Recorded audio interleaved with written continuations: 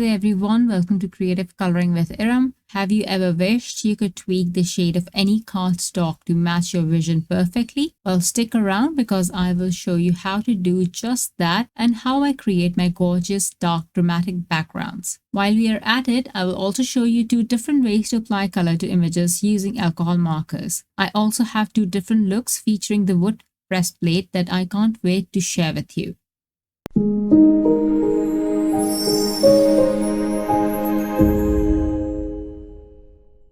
I will use the Craft Your Life project kit Graceful Gardenias. This comes with a coloring stencil, coordinating die, and a 3D embossing folder. I will stamp the 2 flowers on 2 separate pieces of cardstock in Obsidian Pigment Ink. I will place one of the stamped images on my ultra sticky grid mat. Then for the flower with the bud, I will place the stencil 3 with the help of a mini blending brush. I will apply velvet crisp dye ink. Move to B2 and B3 to apply the same ink. Remember to keep the pressure of your hand lighter when inking the petal tips. Do the same for the bud. It's nothing difficult, it's very simple inking. We just need a layer of color. If you want to add depth, you can go ahead and add a second ink color, which is velvet, and add that to the base of the flower. Or if you want to add variation among petals, add that to some petals and make them darker than others. Remember that I will use a layer of marker over this, and this inking is just my base. Place stencil 4 to ink the leaves, and you will have to move this twice to ink all the leaves. Here you see that I have 2 inks out, but use only Mountain Pine Crisp Dye ink. Start heavy on the base of the leaves, and as you move to the tip of the leaves, reduce the pressure. You can also keep the pressure so minimal that there is barely any ink on the tips of the leaves. Trust me, it will look fine as we are going to add this on a dark green cardstock. Now that this is done, I want to show you the first card I created and compare that with this stenciled image. Can you see how dimensional the images on the card look? It is not necessary for you to do this, but adding marker details elevates the look of the florals. Otherwise, the stencil image looks flat. If you don't have anything to compare it with, then it will look fine on its own too. Gorgeous even. But you can see how dimensional my completed card looks. It has its own appeal. But the one we will make now, we will make it even more special and step it up. Also, on the first card, I switched between velvet and crimson for the petals. That's why the petals have variation. To add color to the flower, I will use the Red Cosmos alcohol markers, starting from darkest to lightest.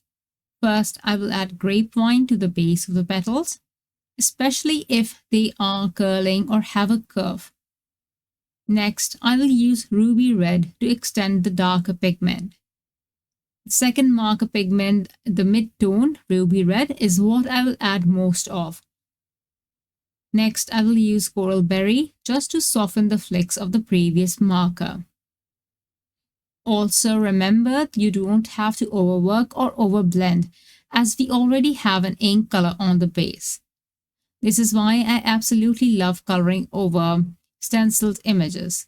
It just makes it super easy to do alcohol mark coloring. It also gives a very polished look to the images. The last color, Frosty Pink, is not necessary at all to add. The only reason I added this color is because it gives a peachy tint to the tips of the petals and looks really nice. If you color one petal, allow it a minute to dry and you will know which marker shade you can skip. Because at first, the pigment will appear dark, but then it lightens considerably. On this red flower, I'm adding color in a flicking motion, which is when you move the marker lightly and quickly in relatively medium strokes. This results in adding texture to petals and also helps with blending one color with the other without leaving harsh lines unless we want to show the flicks. Then we don't overblend them. All the petals will be colored in the same manner, and then I will move on to the leaves. I will use evergreen, forest glades, and frayed leaves artist alcohol markers. Use Evergreen, the darkest marker, and follow along the midrib and veins. Then use Forest Glades marker to diffuse the darker marker. Next, use the lightest one to blend the dark pigment further.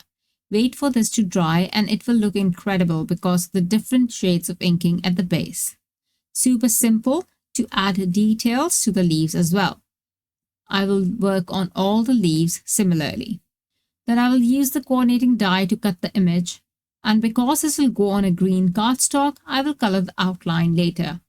Now I normally never have the right color cardstock, but I do have some variation, or I use watercolor cardstock to create my own background. But here I'm using a teal colored cardstock. It's the same one I used for my first card. And did you know that you can use your watercolor brush markers to create new shades out of existing cardstock colors? Here I will use the emerald watercolor brush marker and color my panel by directly applying pigment onto the teal colored cardstock. Mind you, this isn't a very sturdy cardstock. It's just lightly textured, and once I cover the entire panel, I will use my heat tool to dry this. I will set this aside for now and color the white outline of the die cut. You can use the watercolor brush marker or use one of the dual tip pens that matches your background.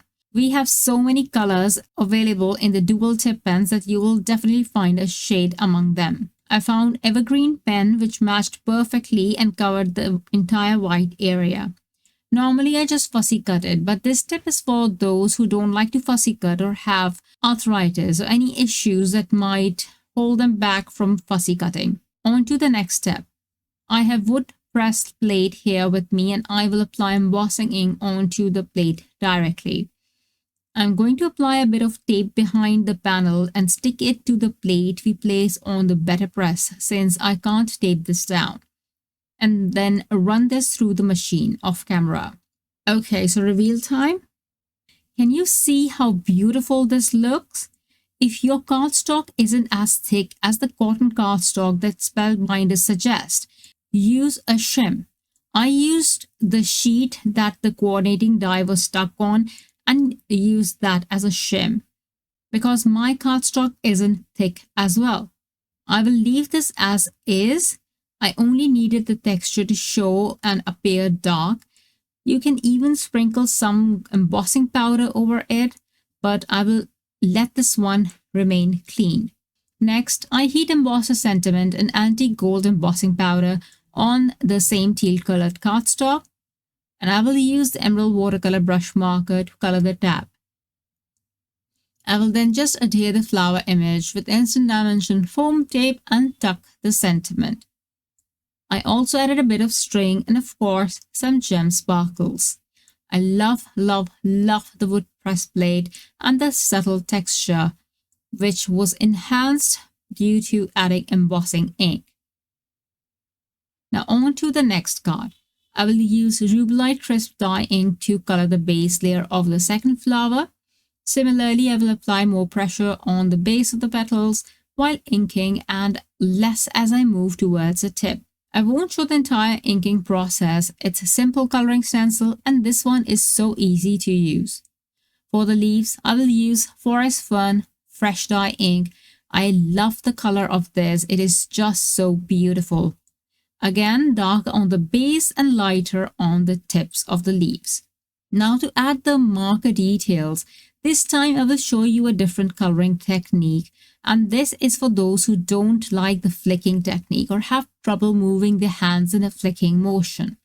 For this one, we will move the markers in small circular motions and form an ombre look. I will start by adding raspberry alcohol marker to the base of the petal, which is the darkest marker. And then add Rubelite alcohol marker, partially covering the darker pigment and extending some of the pigment outwards. After this, I will add Pinkalicious alcohol marker in a similar manner, covering the little bit of Rubelite pigment and then extending it outwards. Lastly, I will add the lightest marker, which is Pink Diamond. On some petals, I will not add the Pink Diamond marker so that there is a little bit of variation among petals. Because just like Frosty Pink, The pink diamond also changes the tone of the flower and turns it slightly warm. Make sure you go back to add more depth where you think it would be the darkest. Doing so would create instant dimension. Use the darkest marker to do so. Once done, I will color the leaves in the same satin finish look as I did the flower, starting by adding a dark color and moving to the lightest shades.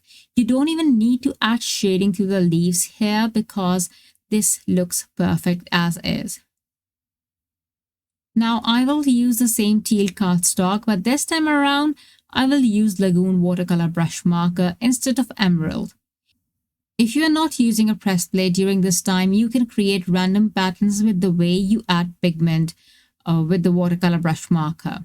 As I added Lagoon, I realized that the leaves did not match the cardstock, so I added a little bit of emerald as well. But if you want, you can also use other colors with this cardstock. Try your watercolor brush markers with colored cardstock you own to see what custom colors you can create. So after drying the panel, I ran this through the machine with the wood press plate plus embossing ink as well. And this too looks just as beautiful. But for this one, I will use the antique gold pigment ink pad and swipe it gently across to cover some portions of the panel. I will try not to overdo it because I want to add splatters as well and lots of gold thread too. I will place the flower image, add a few splatters, remove the image and add more splatters. Dry the panel and then adhere the image before adding a bit of gold thread. If you like the backgrounds of my cards, this is how I create mine and you can too.